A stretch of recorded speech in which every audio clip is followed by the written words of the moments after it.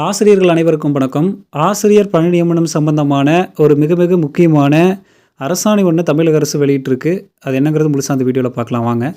அதுக்கு முன்னாடி நம்ம சேனலுக்கு புதிய பார்வையாளர்களாக இருந்தீங்கன்னா மறக்காமல் சப்ஸ்கிரைப் பண்ணிக்கோங்க. பக்கத்தில் இருக்கிற பெல் ஐக்கானை கிளிக் பண்ணிக்கோங்க. அப்போ தான் எந்த தகவலையும் மிஸ் பண்ணாமல் பார்க்க முடியும்.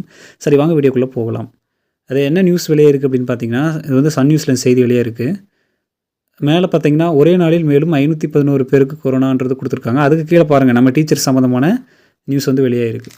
தற்காலிக ஆசிரியர்களை நியமிக்க உத்தரவு அப்படிங்கிற தலைப்பில் வெளியே இருக்குது.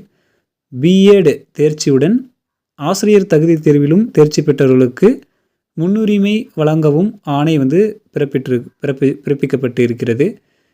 அதாவது இப்போ டெம்பரரி டீச்சர்ஸ் எல்லாமே ஃபில் பண்ணுறாங்க. ஒவ்வொரு மாவட்டமாக எல்லா மாவட்டத்துலையுமே சொல்லியிருந்தாங்க. அதுக்கு அரசாணை வெளியிட்டு அதுக்கான கிரிட்டீரியாலாம் சொல்லியிருந்தாங்க. ஸோ இதெல்லாம் தான் கிரிட்டீரியா. அதே மாதிரி இந்தந்த பணியிடங்களை தான் நிரப்ப போகிறோம் அப்படிங்கிற விஷயத்தையும் சொல்லியிருந்தாங்க. ஸோ இப்போ நிரப்பக்கூடிய இந்த சூழ்நிலையில் யாருக்கு வந்து முன்னுரிமை வழங்கணும் அப்படிங்கிற ஒரு விஷயத்தையும் சொல்லியிருக்காங்க. முதுநிலை ஆசிரியர் பணியிடத்திற்கு முதுநிலை பட்டம் பிஎட் தேர்ச்சி பெற்றவர்களுக்கு முன்னுரிமை தரவும் ஆணை வந்து பிறப்பிச்சிருக்காங்க. தற்காலிக ஆசிரியர்களை வந்து நியமிக்கணும் அப்படின்னு சொல்லிட்டு தமிழக அரசு தற்போது ஒரு அறிவிப்பை விட்டுருக்கு. ஸோ எலிஜிபிள் இருக்கிற கேண்டிடேட் இதை யூஸ் பண்ணிக்கோங்க. உங்களுக்கு இதில் ஏதாவது சந்தேகம் இருக்கும் பட்சத்தில் கமெண்ட்டில் சொல்லுங்கள்.